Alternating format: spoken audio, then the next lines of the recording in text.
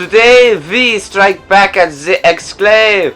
Today we submit the glory of Tepay forever into their minds. Today we single-handedly win this war, despite others wanting to give up. All ships have reported and we will soon arrive at the Exclave's defensive position. All ships are preparing laser cannons and neutron missiles. The Omni Beam is at optimal functional capacity, though I must stress that we are not to overload it in our combative zeal. Dr. Rinko, history will look back at this moment as the greatest accomplishment of Tepay. We win because of our superior technology and superior minds. Then with that superior mind, you'll remember not to stress the Omni Beam too much. The effects of Jargonum are not fully known. Battle squads have been formed. Each squad has been assigned a target. Scouts report that Exclave authorities' defenses are bettable. Lieutenant General Q0M4, you will serve as my second in command. Let us engineer our victory. And do pay some attention to Dr. Rinko's complaints. They do have some importance. Let us take them out as we did the Physians. I have pushed the ideal of swiftness in our fleet. The faster the task on hand is completed, the better. We are arriving. Everyone prepare for the fight of your life. And may everyone be forever in the service of the Republic of Tepay.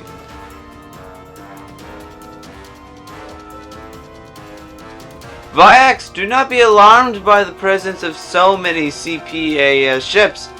They are part of a rebellion against the Exclave Authority and have agreed to help us. Yes, we will fight for Tepay if you will fight to reincarnate the fallen CPAS back to its former glory.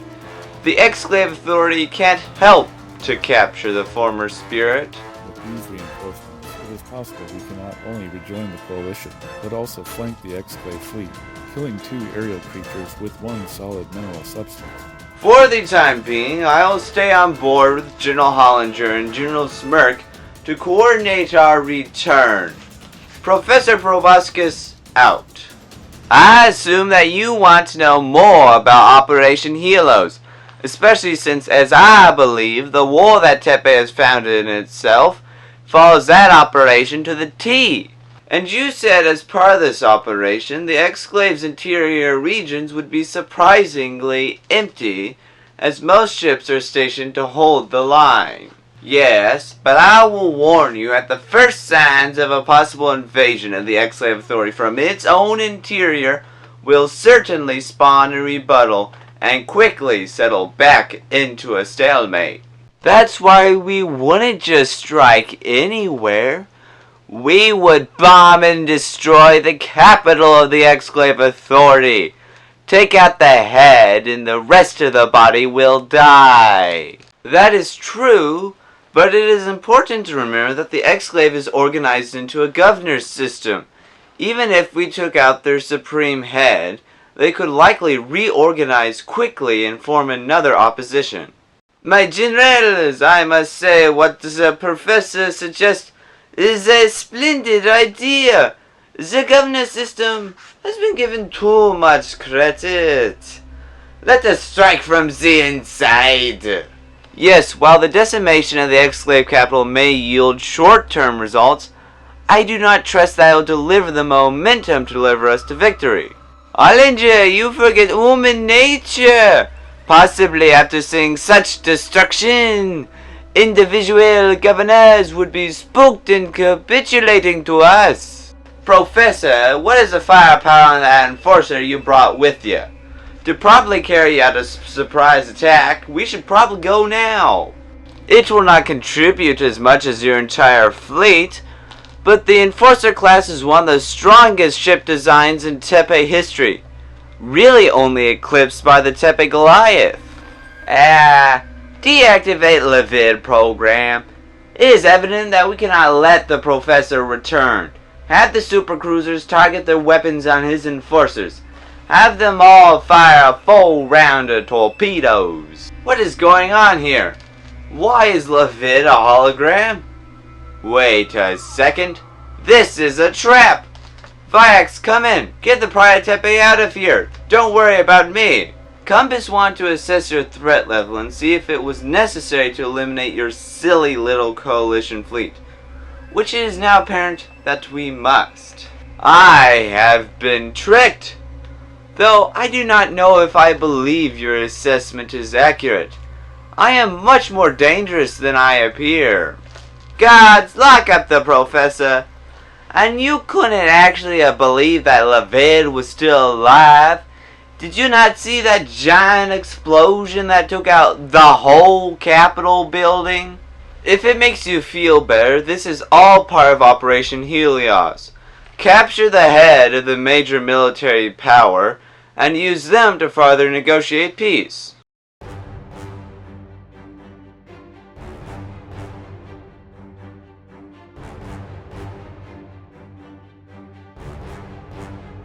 Another wave of Exclave ships has arrived. It appears that they were prepared for the possibility of an all-out attack and are countering with one of their own.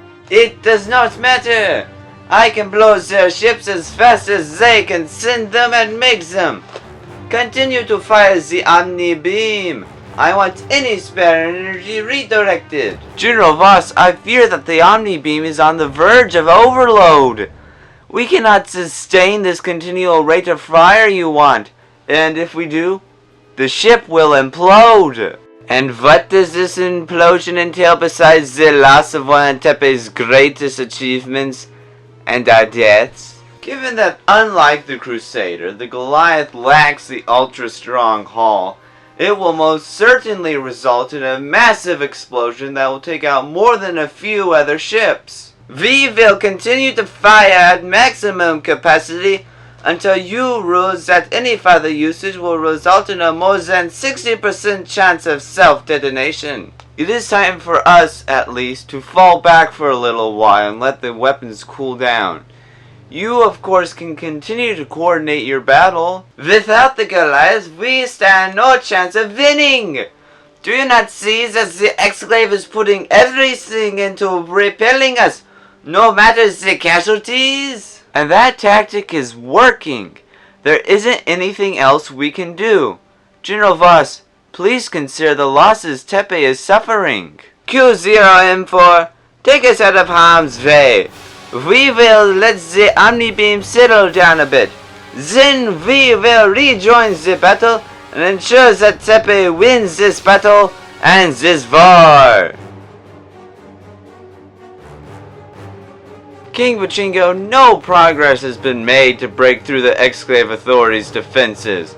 General Voss is currently sitting out of the fighting to let his core cool down. Then I take it, ultimately that battle will not be won.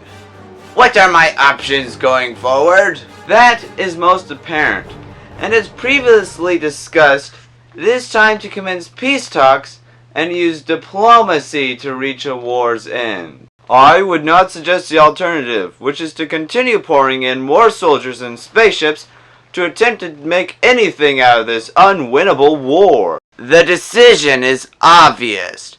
How fast can General Voss be informed that we are discontinuing our war effort? Supreme Chancellor Compass has already agreed to meet with us. It will take about 1.5 large standard units of time for a short band communications to reach him. I calculate we'll only lose a few more ships in that time. I want the message to remind him that if he continues to fight, he will be executed and vilified as an insubordinate traitor. That seems a bit unnecessary. I believe he has fed false information about the armaments the Exclave had in place to protect themselves. Since I have stationed him on the Goliath, he has gotten it into his head that he is the mightiest general and is undefeatable. The Tepay has returned. They say that Professor Proboscis has been kidnapped by the Exclave Authority. An insult to injury, no doubt. His release can be brokered in the peace conference. Yet another reason to suspend the war effort. The message has been sent to General Voss. I do wonder if the Omni Beam is not just a waste of resources.